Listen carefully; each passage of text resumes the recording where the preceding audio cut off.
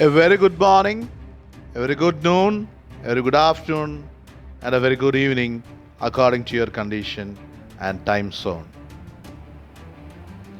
In this particular video, we'll be dealing with how and why and a better understanding of how Christ is getting trapped into the Eucharist.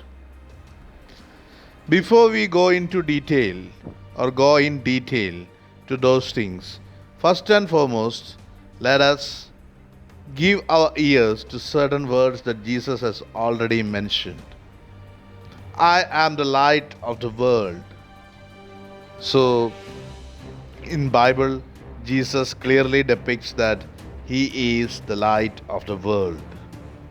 If you remember the event of transfiguration of Jesus on his way up Tabor, along with his three disciples, you will understand that Christ has an existing form in the form of light and sound or in the form of energy, where the reverberations and vibrations can touch the lives in the whole universe.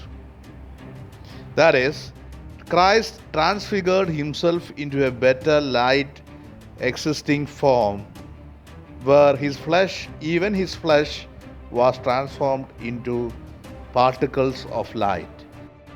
And Christ himself has declared that I am the light of the world.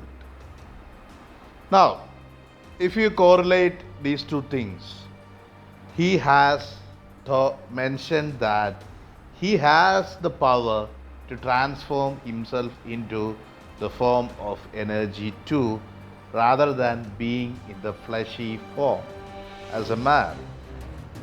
Now we can see that up on his death or on his death on cross, during his death, the soul of Christ, which was within the body, came out.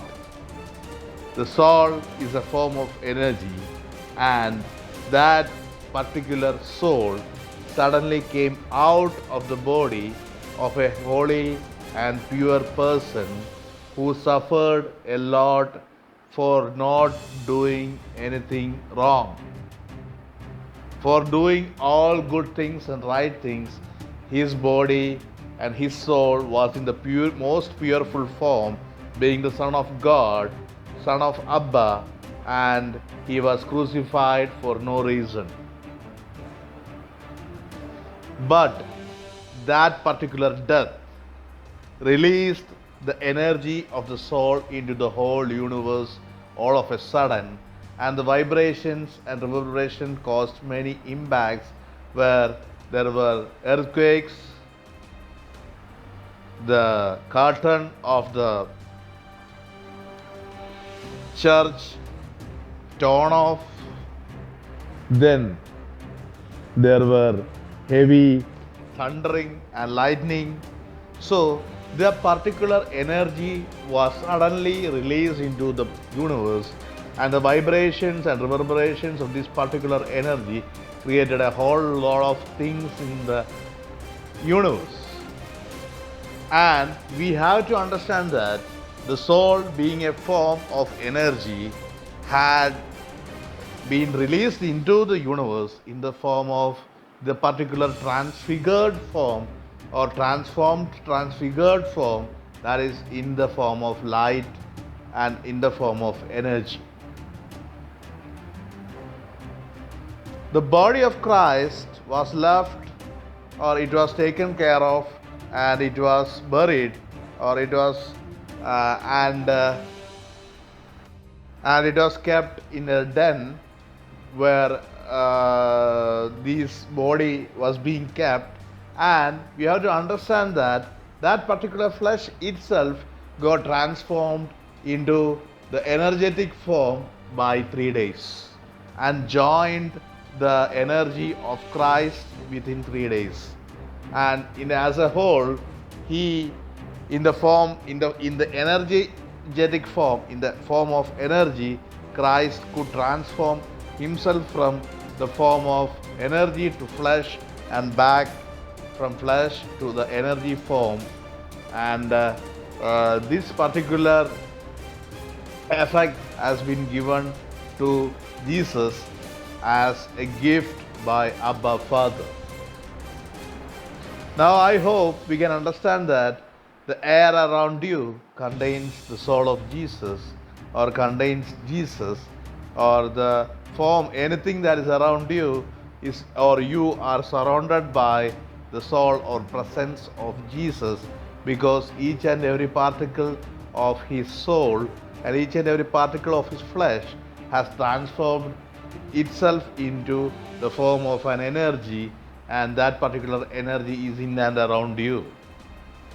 Now, when you come to church for prayer, you are surrounded by the same energy, but there is a particular process that is happening during Holy Mass where it is a prayerful chemical transformation and transfiguration, during which each and every step is important, and at at the end of the particular steps, prayerful chemical reaction or chemical reaction process, at the end somehow Christ in the form of energy is getting trapped into the Holy Eucharist, as a part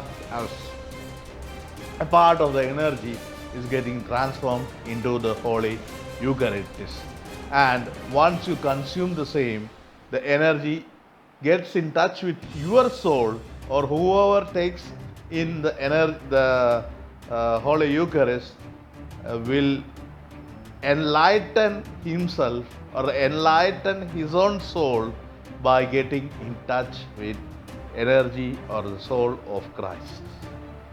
Being in union with the Christ above or Christ around you and inside you, you get communicated, you get a communication, and the communication gap between you two is getting cancelled by the intake of Holy Eucharist in church after Holy Mass. So I prompt each and every one of you to attend Holy Mass at least once in a week, or at least once in a year, so that the communication between you and Christ occurs simultaneously as you consume the energy trapped within the Eucharist. Thank you so much. And by the by, I will introduce myself right at the last point, because I would like to say that I have a younger brother who is a priest, and I have undergone catechism learning up to my 12th, and I am a true seeker of God, and I have been into meditations and thoughts trying to understand the secret of the Eucharist and many other things, and I am sharing this at this moment. And thank you so much. I am George Alex, and I sign off right now, and will be back with other interesting facts later. Thank you.